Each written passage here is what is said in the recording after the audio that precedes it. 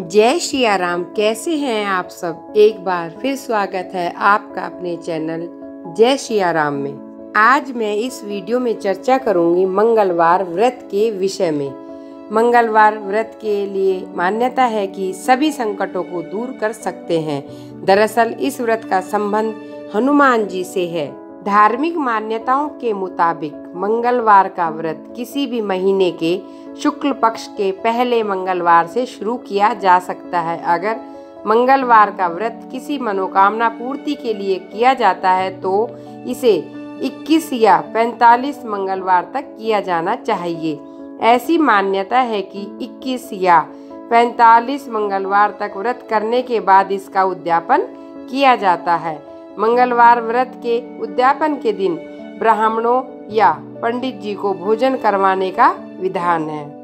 मंगलवार का व्रत करने से जीवन के सारे कष्ट दूर हो जाते हैं। यही कारण है कि हनुमान जी को संकट मोचन भी कहा जाता है। मंगलवार व्रत में नमक का सेवन नहीं किया जाता। व्रत के दौरान फलाहार किया जा सकता है। मंगलवार व्रत के दौरान काले या सफेद वस्त्र पहनकर हनुमान जी की पूजा ना करें। व्रत और पूजा के दौरान लाल रंग का वस्त्र पहनना अच्छा होता है। मंगलवार के दिन व्रत करने वालों को इस दिन ब्रह्मचर्य का पालन अवश्य करना चाहिए। मांगलिक दोष से पीड़ित जातकों को भी मंगलवार का व्रत रखने से लाभ होता है। शनि की महादशा, ढैया या साढ़े साती की परेशानी को दूर करने के लिए भी यह व्रत किया जाता है।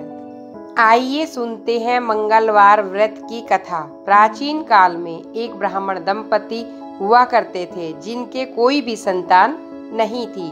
यह जोड़ा बजरंगबली का बहुत बड़ा भक्त था और ब्राह्मणी हर मंगलवार को व्रत रखकर उनकी पूजा करती थी। ब्राह्मण की पत्नी मंगलवार को भोग लगाकर ही भोजन करती थी। ऐसे ही एक दिन किसी कारणवश वह हनुमान जी को भोग नहीं लगा पाई। वे इतनी दुखी थी कि उन्होंने निश्चय किया कि वे मंगलवार को भोग लगाने के बाद ही भोजन ग्रहण करेंगी। वह लगातार 6 दिन भूखी रही और 7वें दिन बेहोश हो गई। बजरंगबली उनकी श्रद्धा से इतने प्रसन्न हुए कि उन्होंने उन्हें वरदान के रूप में एक संतान दी। ब्राह्मणी बालक को लेकर घर चली गई। लड़के का नाम मंगल रखा गया। ब्राह्मण ने अपनी पत्नी के कहने पर बालक को तो स्वीकार कर लिया, लेकिन वह उसे पूरे मन से स्वीकार नहीं कर सके। उसे अपनी पत्नी की बातों पर यकीन नहीं हुआ।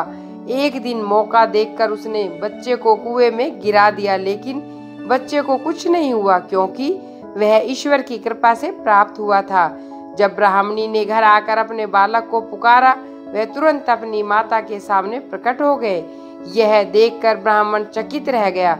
उसी रात बजरंगबली ने स्वप्न में प्रकट होकर कहा, मंगलवार के व्रत का महत्व बताया और उस व्रत से संतान प्राप्ति का कारण भी बताया।